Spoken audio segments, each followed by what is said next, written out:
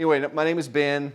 Well, I'm a follower of Christ, a very clumsy Christian, and husband, father, and also a chiropractor. So I always wanted to be a doctor. I think ever since I was a little kid, they ask you in school what you want to be when you grow up. I always wanted to be a doctor. I wanted to be Superman, and I wanted to be a doctor. But I thought it was like a real doctor, like white lab coat, prescription pad, stethoscope, like scrubbing in for surgery kind of thing. I never envisioned it would be chiropractor, but that was God's plan, not mine. So I remember during the pre-med process during undergrad, you had to do like an internship at the local hospital. And my first night on the job, this lady had come in and she tried to OD on Tylenol, which, by the way, is a horrific way to die. It's slow, painful. But my job that night was to squirt like a bottle of charcoal, activated charcoal, basically up her nose into her throat to neutralize the Tylenol. So, I don't want to say that I saved her life that night, but kind of saved her life that night. So, anyway, but while I was in that experience, it became very apparent to me, like most people in the hospital, most people in the healthcare system, most people that are in need of healthcare services, they're not there because of bad luck or bad germs or bad genes. They're there because of bad lifestyle choices. And those lifestyle choices have bioaccumulated and they finally caught up to them, and there's the sickness and there's the disease. Our healthcare system currently works a lot like the fire department. So we have a fire department. They have two main tools. They have axes and water hoses, right? Just like the medical system primarily has drugs and surgery, right? So if you have a fire in your house, who do you call? Fire department, right? And if you call them and they show up, they're going to kick down your front door and bash out your windows and spray down your furniture and your belongings. And if you called them on time and they do a good job, can they save the life of your house? Of course. And should we be grateful for that service? Like eternally, right? So the question is, what's left when they're gone? It's a mess, right? And how much sense would it make to call the fire department back the next day to clean up the house and repair and rebuild and restore and get the house back into proper, healthy working order? Or would you need a new skill set, a new contractor, someone with a different set of tools to do that job?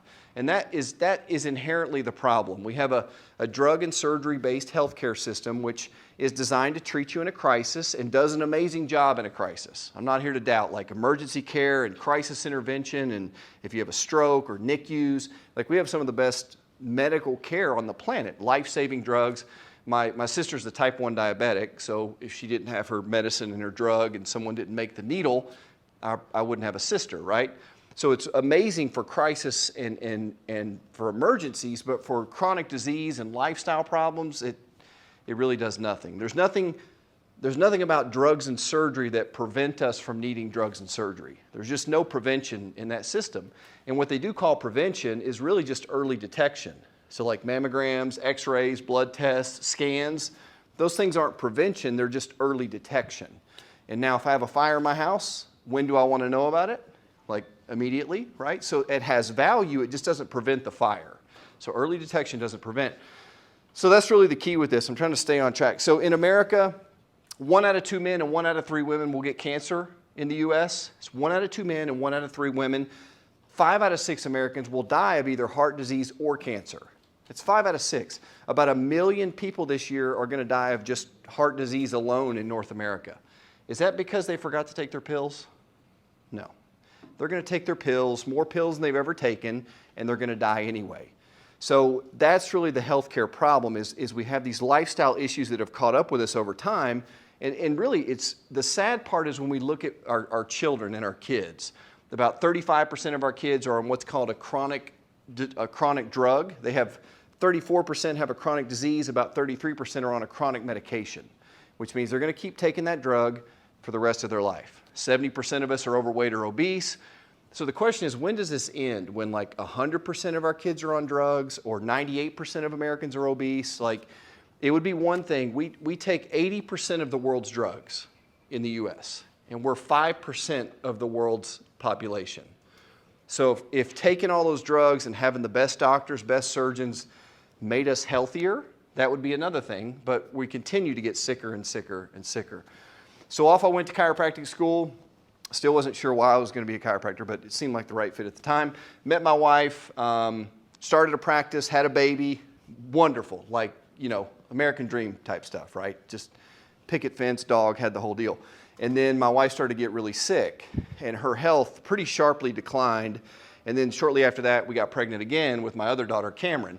And pretty quickly, like within the first 2 to 3 weeks, we noticed her health was getting worse, and the pregnancy was she'd go into preterm labor, and we had to go to the hospital, and they would stop it, and then back and forth and back and forth. And then the second half of that pregnancy, we lost our daughter.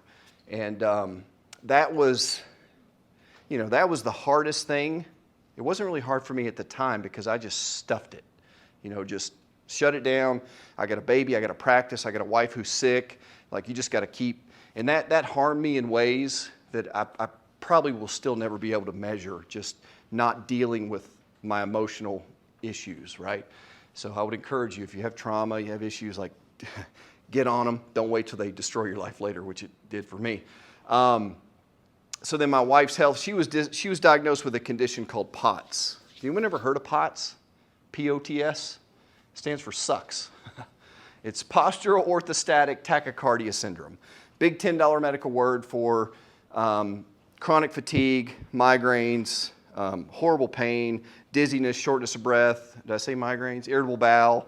Just like 15 conditions all rolled into one. And we went to the medical system, we went to the doctors. The Vanderbilt is the expert, world-renowned in POTS. That's where you go if you have POTS, and it never helped. I mean, actually, the drugs just made things worse, much, much worse. And eventually they got to the point, try this drug, try this one, that's not working. And eventually, take this antidepressant. Because if we don't have tools that can help you, then you must be crazy. And that happens so much in medical care. Like, they can't fix the patient's problem, so it must be in their head, right? So I remember in chiropractic school, and I'm not sure how we forgot this, but we were taught that the power that made the body heals the body. Like, the power that made the body heals the body. What does that mean about your body? It means that your body, when sperm and egg came together, so when that romantic night, when your mom and dad had that romantic embrace and sperm and egg came together, and it happened. I promise you it happened. I know it's a weird visual, but like, when that happened, like, all the power that's in you became you and helped grow you and maintain you. Like, we've had a power that's inside of us that keeps our heart beating, keeps our lungs breathing. We don't have to think about it. You cut your finger, it heals. Like, that power is in us and it's never left us. So our bodies are designed to heal. And the first key to health is your body is self-healing, self-maintaining, self-regulating, self-organizing. Your body does 20 million chemical reactions every second. I mean, it's unbelievable. Like, 20 million every second, and we can just sit and watch Netflix. Like, we don't even have to think about it. It's incredible. So our body's designed to heal. If you sprain your ankle, it heals. Cut your finger, it heals. If you get COVID, 99.998%, if you're under the age of 80, your body heals itself, right? So I think we lose that with this fear-mongering of the media. So our bodies are designed to heal. The second main principle is that your nervous system controls all health, all healing, and all function. So the way that we're designed, the brain is situated inside of our skull. This is kind of like a sideways version of looking at that guy. But your brain is like a big electrical generator. So back to your mom and dad with sperm and egg. Do you guys know the first organ that forms inside the body? Don't say heart. Brain. Your brain. Kind of gave it away. So your brain's the first organ that forms. The big clump of cells grows, and then you grow like a tail, which is your spinal cord. And the little nerve roots, the little rootlets grow off the spinal cord, and then it becomes your heart, and then your lungs, and your kidney, and your liver, and your spleen. Like, it's the tree trunk, the branches, and all the fruit, right? That's how we're made. So your brain is making neuroelectrical chemistry. It's making electricity, essentially, and it's sending messages down your spinal cord and out through your nerves to all your organs, all your cells, all your tissues. So in order for your heart to beat, your brain is having to send electricity out through a nerve in the lower part of your neck to tell your heart when and how to beat, to breathe air in your lungs, to digest that food.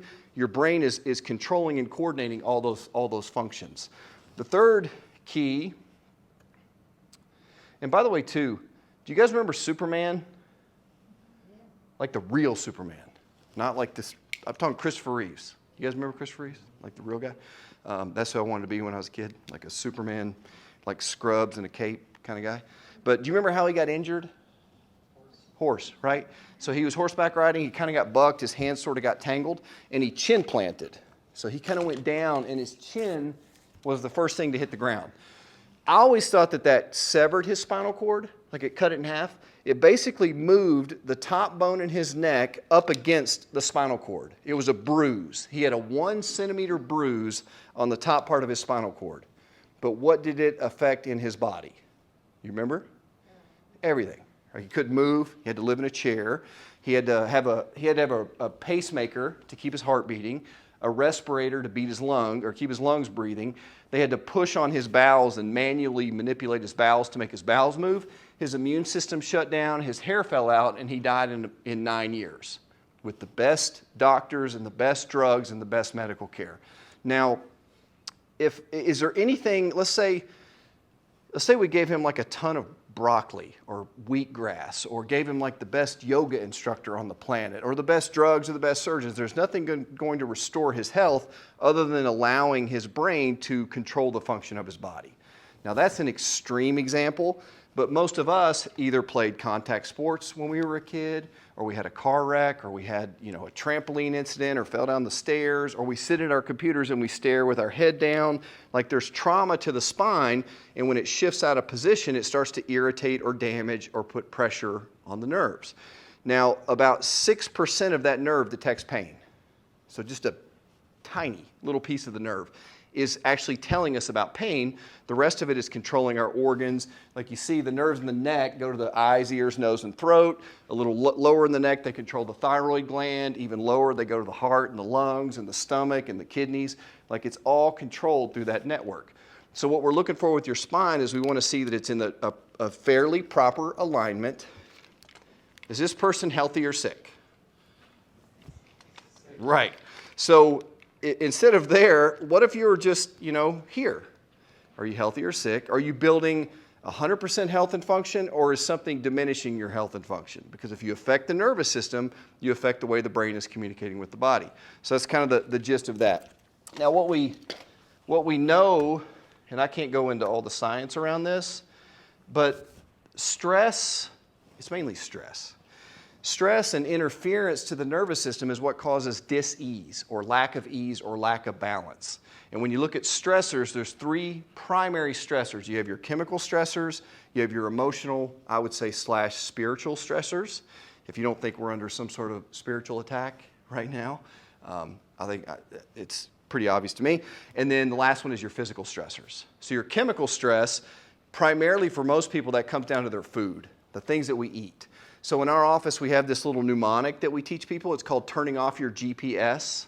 So I thought I came up with this, but then I saw someone else using it, so I'm really not that clever.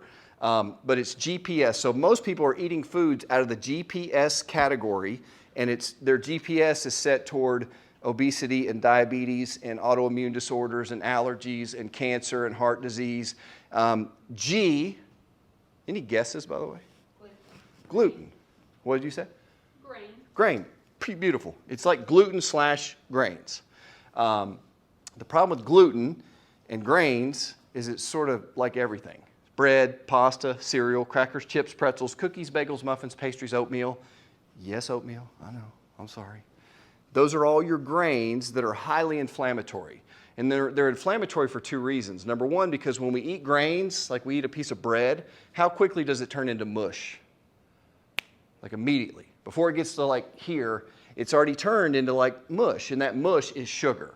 So the amylase in our saliva breaks the bread or the crackers or the pretzels and turns it into sugar almost immediately before it ever gets into our digestive tract. And that sugar is highly inflammatory. And you guys know that all the chronic diseases we worry about are related to inflammation. Cancers, heart disease, diabetes, autoimmune disorders. Autoimmune disorders are absolutely exploding in this country. We spend more per year on autoimmune conditions than we do cancer, heart disease, and diabetes combined.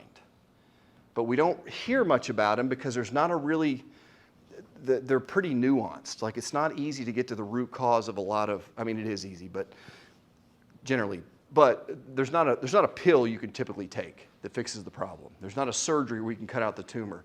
There's not a pill I can give you for your blood pressure that immediately lowers it. Autoimmune conditions are trickier, but those are all driven by inflammation. The other reason that grains cause inflammation is a little protein called gluten and gliadin. They're kind of like sister proteins that are highly inflammatory. People say, well, Jesus used to eat bread, right? Well, he wasn't eating Wonder Bread, and he was not drinking Yellowtail. Like, it was a different, different product, right? So you remember the song Amber Waves of Grain, right? Don't make me sing. Now they have this little 18-inch GMO hybrid dwarf crop, like grows, highly genetically modified, full of gluten, and that's what goes into our Wonder Bread and our crackers and our chips and our pretzels and our cookies and all the other things. So it's not the same product that it was 2,000 years ago. And people say, well, I'm not celiac. I don't have gluten intolerance. Because some people, like celiac, they can smell gluten and they can vomit and get sick, ill, like immediately. Well, 90+% of white Anglo-Saxon European descent are highly, highly, highly sensitive to gluten.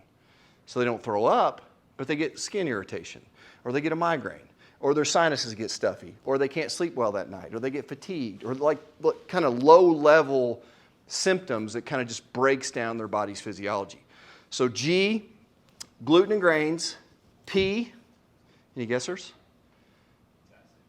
What's that? Potassium's actually, I'm talking about the things to try to like avoid. Yeah, I mean, too much potassium would definitely kill.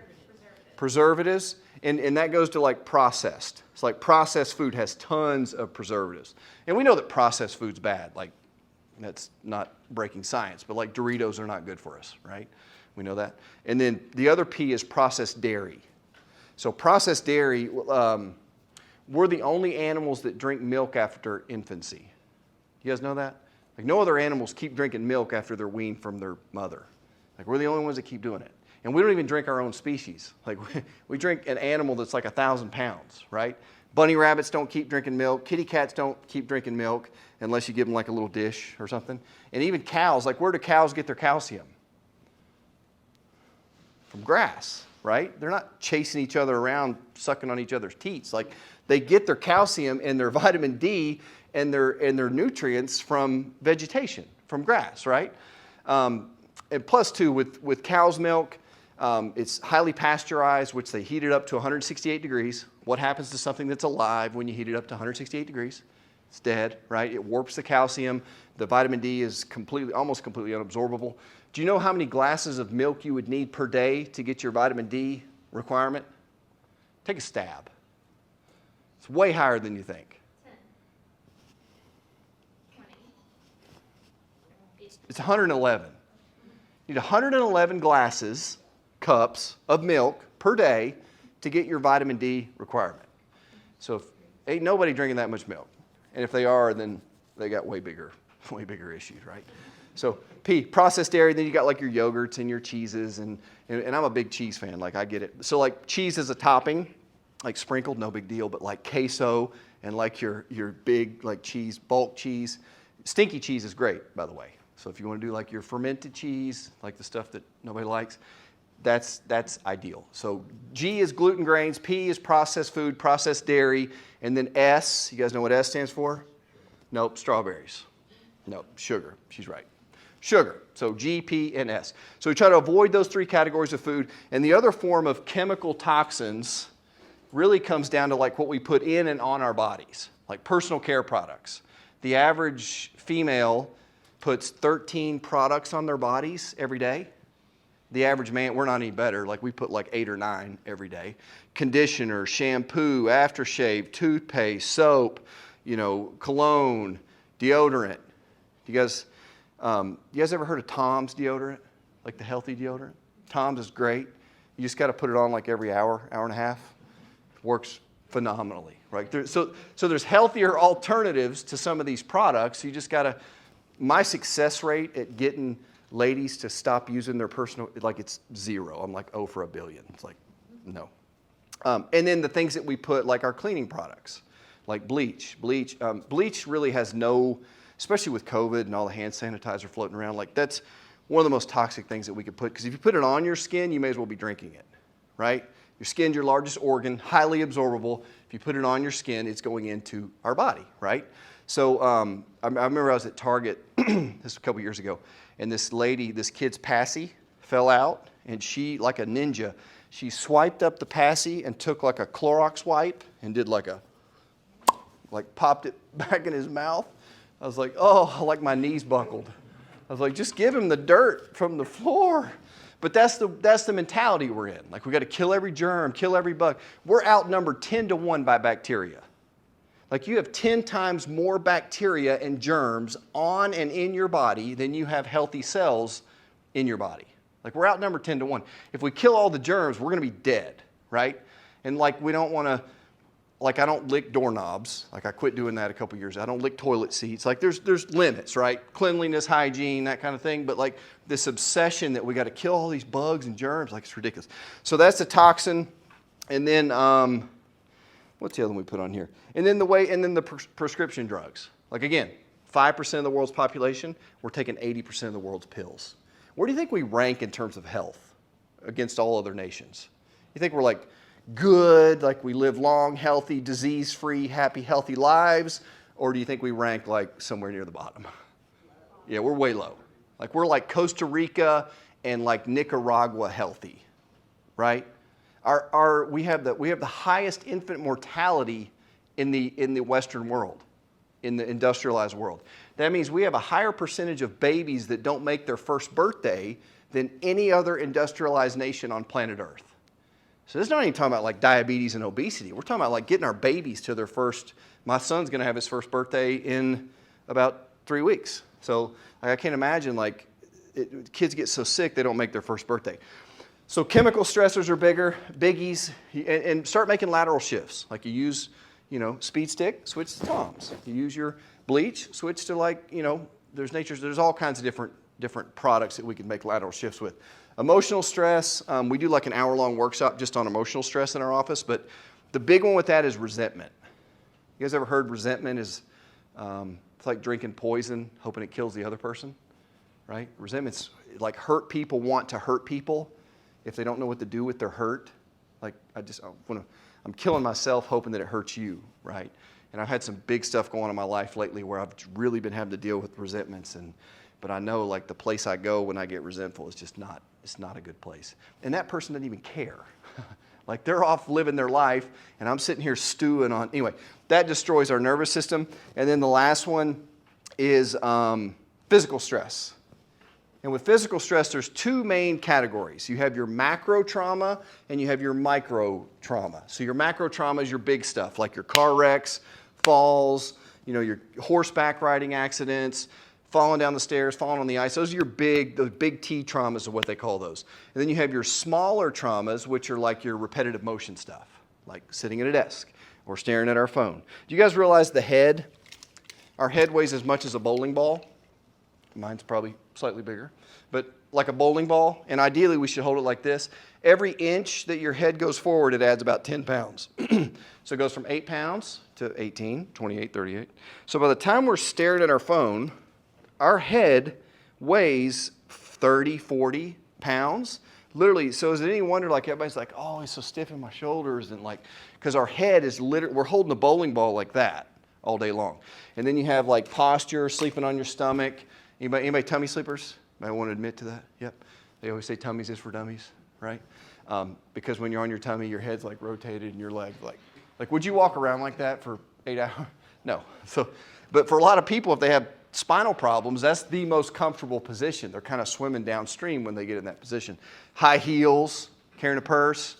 Again, I'm like 0 for a million, changing that. Guys like to sit on their wallet, which is a big no-no because it torques your pelvis, like walking around with one shoe on all day. So there's lots of smaller stressors, and those things create a condition called subluxation, basically where the spine misaligns and it starts to irritate or damage the nerves that are coming out of the spine. And that can happen slowly over time, like poor posture, tummy sleeping, bad habits, or it can happen all at once with like a car wreck or a fall. The problem is the way we judge injuries in this culture is severe pain, broken bones, or blood. So if you are in a car wreck and you don't have severe pain, broken bones, or blood, then you ain't hurt. You're fine. Suck it up, get over it, brush it off, right? Well, you can do a lot of damage to the body without having severe pain, broken bones, or blood, and then we just kind of shake it off. Or our body figures out a way to compensate. Like, I'm better. I feel great, right? So your body sort of figures out a way. If I drove a nail into your arm and we left it there for 10 years, you'd kind of figure out a way to put your shirt on. Like, your body just is amazing at compensating and adapting. So with my wife, she had all three of those. We had chemical stressors, we had emotional stress for sure, and then there were a lot of physical issues. She landed on a trampoline. She did like a scorpion. You might know what a scorpion is? Yeah, it's like horrifying just to visualize. But she did one of those little deals and it wrenched her neck. And then she kind of remembered after that, like, you know, she'd get sick a little more often. Like, she'd have a sinus infection twice a year instead of maybe once a year. Like, her health just kind of continually, kind of slowly declined. But yeah, she had all those. And if you look at this stress survey, you've got a list and these stressors, by the way, the things on there, those are symptoms, like shoulder pain, headaches, leg and arm pain, allergies, menstrual issues, high blood pressure, depression. Those are all just symptoms, right? So they're kind of like the oil light in the car. If you have high blood pressure, that's not a problem. It's not a disease. It's just a sign that something's wrong with your body. But when you go to the doctor, what do they give you? They give you a pill. And how long do they say you're going to take that pill? Forever. It's no like, hey, let's take a look at your diet. What's your stress like? You know, what are your toxic overload? Like, let's look at no, just take this pill. Take the batteries out of your smoke detector. Let's put this duct tape over your oil light, and then let's just go on about our day. And that's essentially, because if you go to the doctor for allergies, what are you going to get? A pill. Headaches, you get a pill. Depression, insomnia, sciatica, back pain, like all those symptoms in the current medical model, treat those with drugs. And now, is there a time and place for drugs? Sure. I'm not a fanatic. I mean, like if I've got a horrible migraine and I'm just burning the candle at both ends, you know, to do what you got to do, right? But nobody carries their crutches. You ever heard that before? Nobody carries their crutches? Like when you don't need your crutches, you don't like walk around with them. So like we keep taking these drugs all the time and we keep treating the symptoms, and the whole time you're treating the symptoms, guess what's happening to the fire in your house? It's getting worse. You keep taking the batteries out of the smoke detector. You know, it's like having a leak in your sink and you just keep mopping up the floor. It's like, fix the underlying problem. So anyway, those are all symptoms. And my wife, I would say of those, she probably had 4, 5, 6, 7, 8, 9, 10. So her health really started going downhill, like to the point where she was bedridden. She's bedridden for 2.5 years. Like 2.5 years. And when I say bedridden, like she could go to the couch and she could get in my car, but she didn't drive her car. We didn't go out to eat or the movies or church. We didn't travel. We didn't go out, you know. So when you lose your health like that, guess what your only priority is?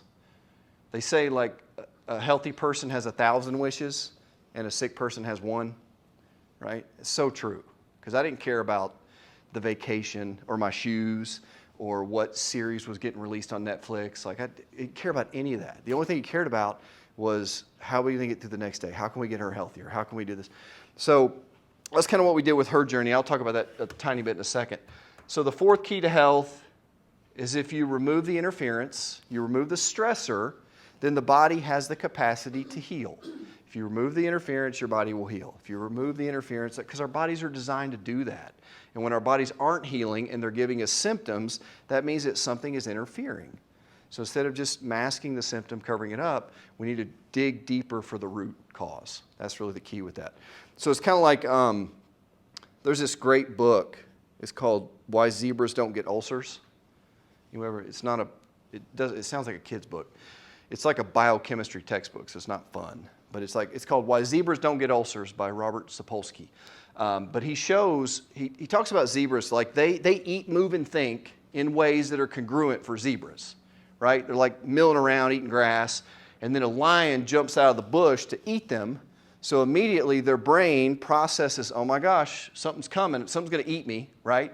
So the stress hormones go up. It releases cortisol and adrenaline and norepinephrine, and then it dilates the blood vessels, the heart rate goes up, the blood pressure goes up, the eyes dilate, digestion shuts down, the immune system shuts down, and then that zebra's got to go, right? He's moving. Now zebras do something that's actually pretty brilliant, because when the lion's about to eat them, guess what they do? They run. Like, they go, right? So they move. They get away from the stressor, and they move their body so those accumulated stress hormones get burnt off.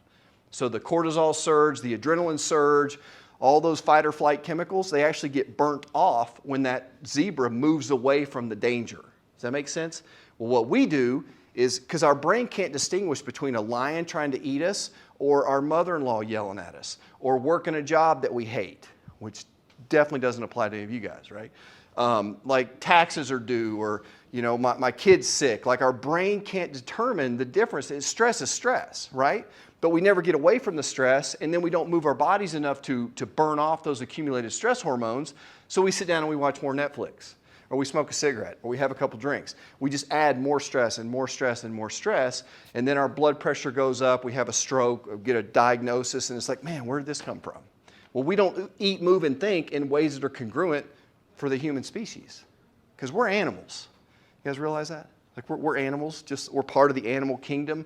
I remember in school, it cracked me up because we would study human anatomy in one building, like we'd cut up cadavers in one building, but then like animal biology was in a completely different area of campus.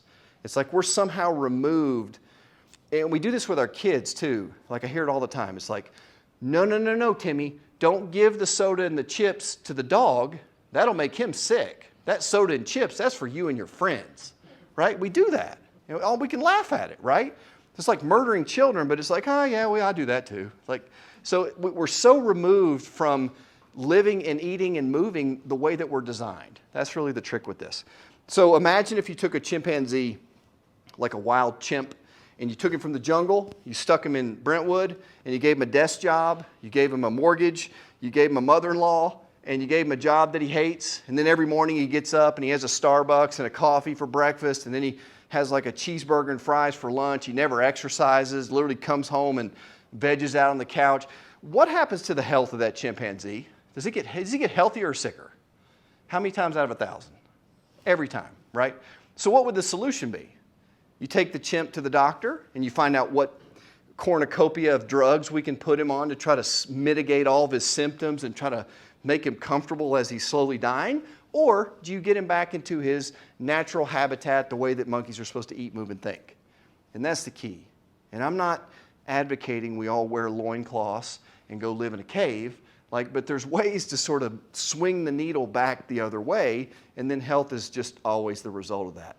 So, remove the stressor. We know that your brain is what deals with stress, whether it's mother-in-law, taxes, whatever. That's your brain senses the danger and then organizes a response to it. And then if your body's interfered with, then that actually causes stressors to break down the body and decrease health.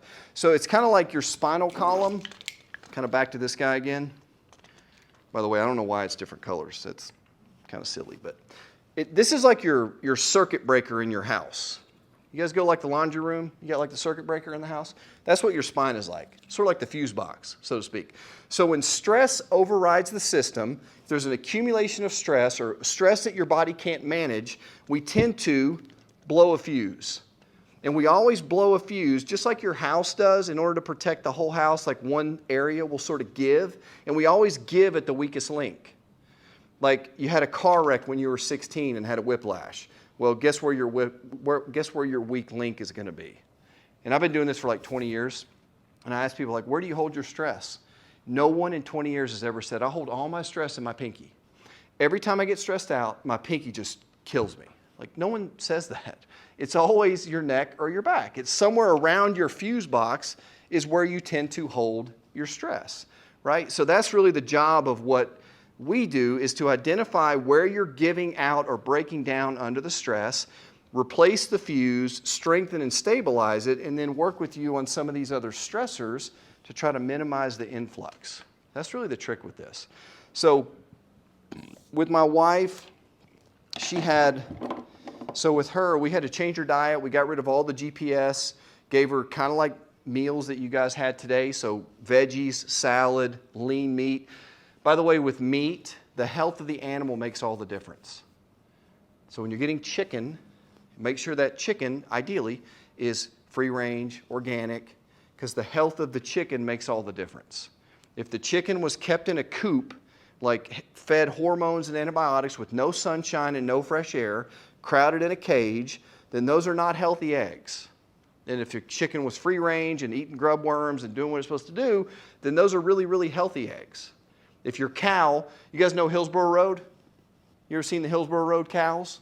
Those happy, like their kids are running around, their little calves or what, like those are good cows, right? The problem is, the cows that we get from McDonald's or J. Alexander's or from pick a restaurant around here, those are not your Hillsborough Road cows. We're eating feedlot cattle. They're kept in a pen or they're kept in a confined space. They don't move around. They force feed them grains to fatten them up, and then they get so sick that they have to give them copious amounts of hormones and antibiotics.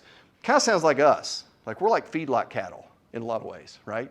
Like the only thing they don't have is Netflix. But we sort of do the same thing. We don't move around a lot. We eat a lot of grains. We don't get too much sunshine, and we just kind of sit. Anyway, so those are not healthy cattle. So the health of the animal makes all the difference. The problem is when you're in the grocery store, because all decisions are made at the point of purchase. The grocery store, you're looking at the meat, you're like, yeah, but that one's like $7 a pound, and I can get this one for $2 a pound, and it smells the same, kind of tastes the same. I think I'll go with the cheaper stuff, right? If we spend money on things that make us healthier, is that an investment or an expense? And don't say that because you know the right answer. Like it's an investment, right? If we spend money on things that bring us toward better health, then that is an investment. The problem is we have the food in the same category as the gym. Well, the gym membership would be healthy, but like, you know, the car payment or the cell phone bill. Like those are all your expenses. So your investments, we got to rewire the way we think about our health. The things that bring us toward better health are actually investments. So that's the trick with that. We changed her diet. She started drinking tons of water. She was chronically dehydrated. So we gave her tons and tons of water. That was a biggie. And then she started exercising. There's a few key supplements that we gave. There's some things that we recommend in the office that we gave her. But then the main thing was, a big thing for her was exercising. So remember, she couldn't even stand up. Every time she would stand up, her heart rate would more than double.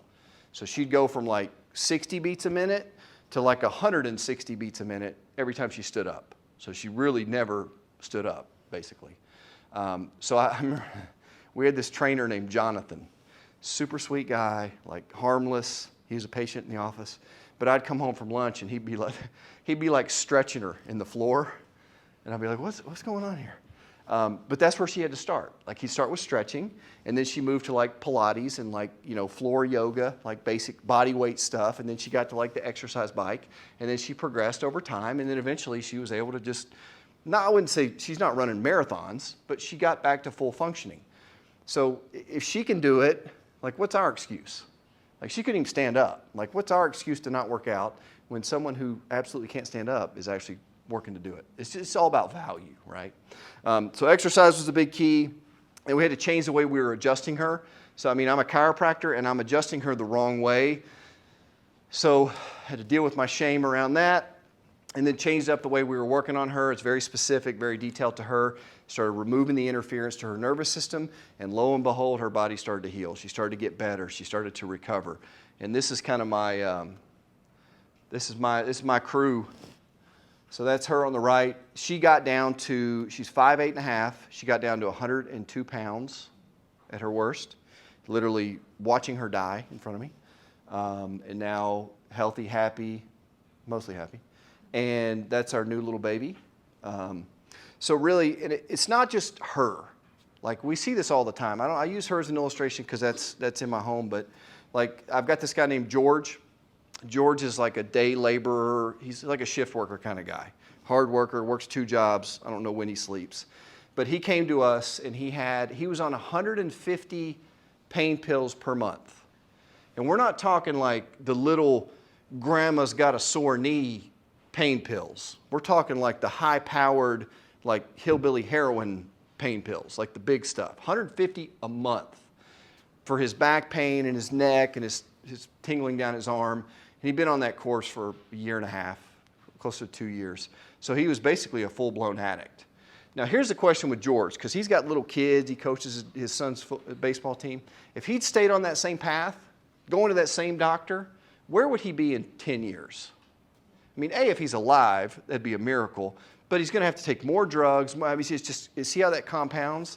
But I'm the quack, right? Not the real doctor who was doling out 150 horrifically strong pain pills every month. It's the guy who says, hey, let's correct some of your function. Let's change your diet. Let's get you moving a little bit. Drink more water. Like that's, you see how healthcare is so skewed? Because if you don't have drugs and surgery, if you don't use axes and water hoses, then you're not a real practitioner. You're not a real doctor. You're not a real.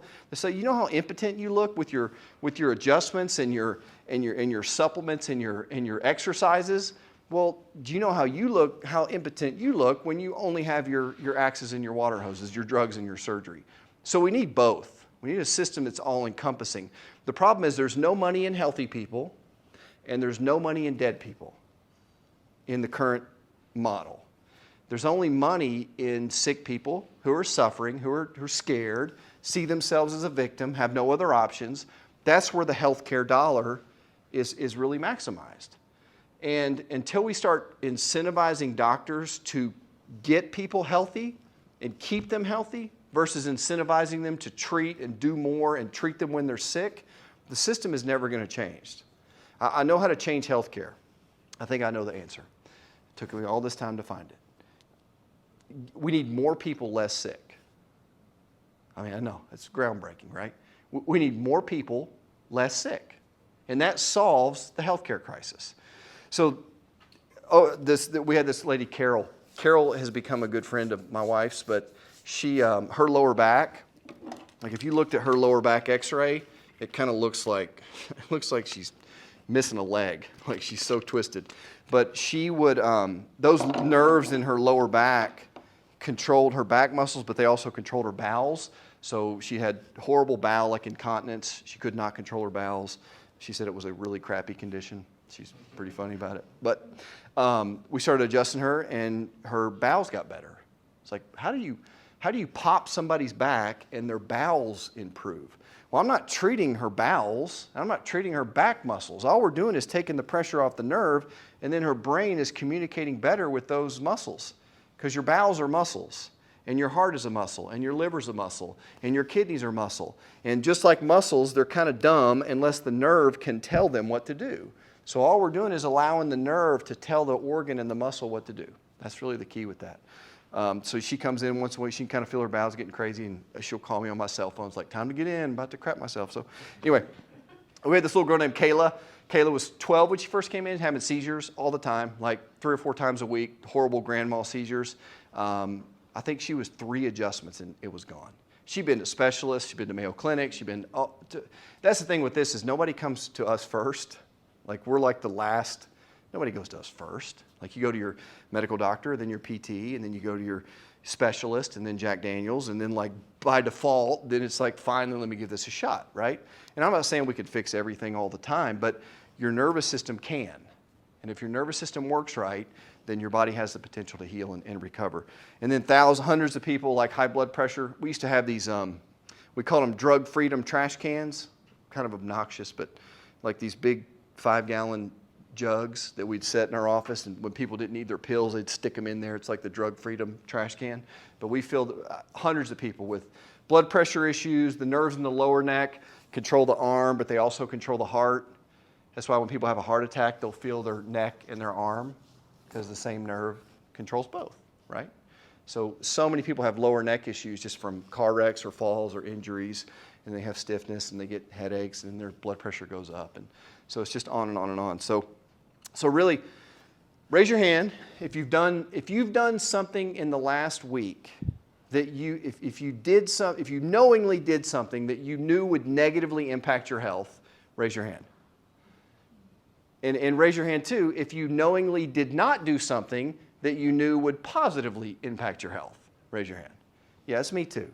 So it all comes down to the story that we tell ourselves about our health. Like, what's the story that you tell yourself about your health? Because we all have a story. Why do we choose the donut over the apple? I did this for 6th graders. I said, which one's healthier, donut or apple? And every one of them knew that it was the donut, right? They knew the donut's worse for them than the apple, right? Apple's better, donuts are worse, right? So why do we consistently choose the donut over the apple? And I think it's a couple reasons. I think number one, we don't truly understand the devastation caused by that donut.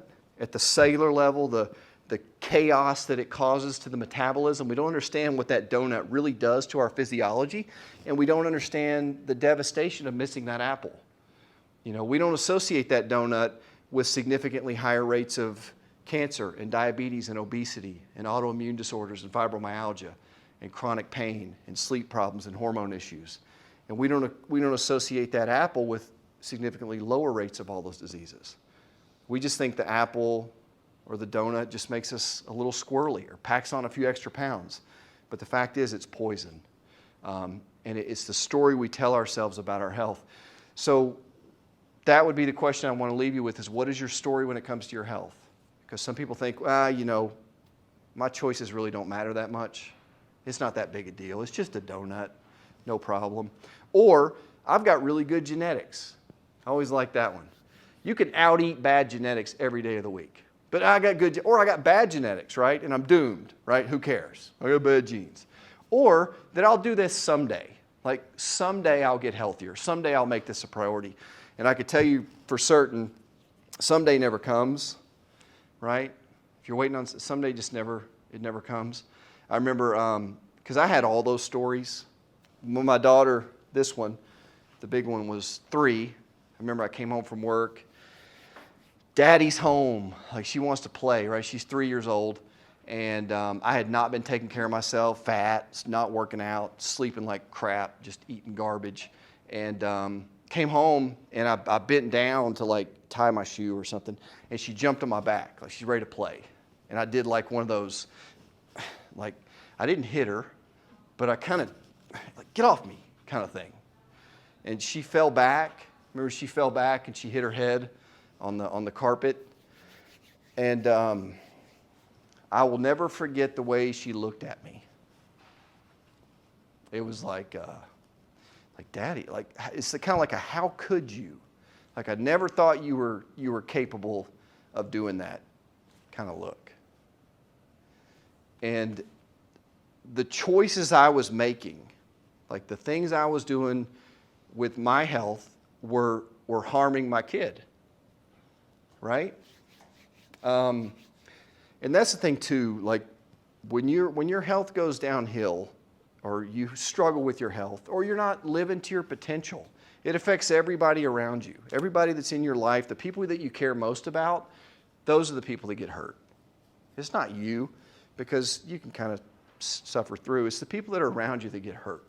So what's the story you tell about your health? Now my story is, my health is my most valuable possession. If I lose my health, I lose everything, right? I want to live long. I want to live long and die quick. That's my goal. I want to live really, really long, and I want to die like super quick. Name of the game. Nobody wants to end up in a nursing home. Nobody wants to be staring at like a tray full of pills while a stranger gives them a bath. Like, nobody wants that. I remember my grandfather used to say, like, if I go to the nursing home, you just put a pillow over my head. Like, ha, it sounds great, right? Ha ha. Well, that's not how it played out. He had a 12-year stint nursing home. He was assaulting the nurses. He was running around naked. He was just terrorized. My dad had to go there every single day for like 5 years. Like, that's how it plays out. We think, oh, it won't be that big a deal. But it is that big a deal. So that's really the key. So what's the story? And with this, we give you guys an offer. You guys see it on there on the bottom? Well, maybe not. So if those symptoms apply to you and you want to get checked out and you want to see if we're a good fit to work together, that's our offer. And you got a lot of choices when it comes to your health. You don't have to do anything with your health. We can do whatever you want. Or maybe what we're doing is already adequate. Maybe that's the key. But the thing that I hate to see is regret. Like, I hear this all the time with people. It's like, I wish I would have done this sooner. I wish I would have done it sooner. So don't wait for someday, right? So yeah, now with my family, like, my wife is healthy. son is healthy. And that's the thing too. One of my motivators is like, so I'm 40, I'll be 45 when he's 1. So you do the math on that. Like that's Medicare at college graduation, right? And I cannot have another man living in my house that can beat me up, right? That's just a thing for me, right? And he's going to get big, right? So I got to be there, and I want to be active. I want to play ball with him. I want to be there and be active, right? You don't want to be a rocking chair grandparent. I want to be someone who's remembered for being full of life and fun, right? So that's really the trick with this. So it comes down to your big why. Why do you want to be healthy? Why do you want to be healthy? And usually it's not for yourself or to look better in a bikini, like those, whatever. But the big why is when it helps people around us. So that's our offer. If you want to come get checked out, we do a health history exam, x-rays. Some people need up to 8 x-rays. That's all included. And we also do a first adjustment. And if you did that in the hospital setting, if you got a consult, exam, x-rays, and a treatment, how much would it cost in a hospital? Like $5,000, who knows, right? And they don't do that, by the way. But if they did, it would cost a lot of money. So with us, it's normally $450. We do it for $39. And the reason we do it cheap like that is because we want to remove the barriers, give you a chance to kind of check out what we do. And the thing with this pandemic, I think it's shown us 2 things. Number 1 is that the sickest people get the sickest when it comes to COVID. That's pretty clear. The people with 4 or more comorbidities comprise the majority of the deaths. The sickest people get the sickest. And then the other thing we've learned is that nobody's going to save us. Like, Fauci's not going to save us. The NIH ain't going to save us. Like, it's going to be up to us. And if we'd taken these 2+ years to tell people to get healthy and to get off sugar and to lose weight and fix your spine and exercise, if we'd used all that marketing money and muscle to tell people that message, where would we be right now? Not just with COVID, with diabetes, with everything else. So that's really the trick. And then last thing is, I've been doing this for 20 years, and I firmly believe that you can't be as healthy as you want to be without regular chiropractic care. And this may seem like a plug for my office, whatever, but I've seen it so often. If you're not keeping the spine healthy and keeping the circuit breaker free of interference, and if you got a great chiropractor, wonderful, go there and make sure you stay regular and make sure they take x-rays and deal with nutrition and your stressors. Make sure that's part of what they do. And if you want to get checked out in our office, we'd love to have you. So if you fill out this little thing here on the side, you circle like the date and the times that you might want to come in. First appointment takes like 45 minutes. You just circle the times that generally would work for you. Staff will call you and get you checked out. Our office is down behind Whole Foods. So if you know where Whole Foods is in Franklin, and if you have spouse, kids that want to get checked, that offer applies to them too. So I've got a couple minutes for Q&A. If anybody has any questions, fire away. Please. What do you approve of, like, any grains, like Ezekiel bread or Sure. killer bread? Yeah. Like that? Yeah, we do a deep dive with nutrition in the office, but it's really more like the processed grains. But yeah, Dave's Killer Bread is better. So there's better than, but like quinoa and couscous. Well, couscous is a grain, but like buckwheat, quinoa, amaranth, whoever eats amaranth. But those are good. But your wheat-based grains, obviously whole grain bread is better than white bread. So there's obviously better than grains. But it depends on where your health is at and what your goals are. So if you're pretty close to, if you feel good, got energy, and you're close to your ideal weight and you're metabolically flexible, then go eat a pizza. Like, who cares, right? Because we got to be 80-20. We want to be 80% healthy and 20% American. It'll be 80, that was a joke. 80. So problem is we're like the other way around. We're like 80% American and maybe we'll have a salad, right? So we got to flip that. But yes, there are healthier than, and it depends on your health goals and struggles and things like that.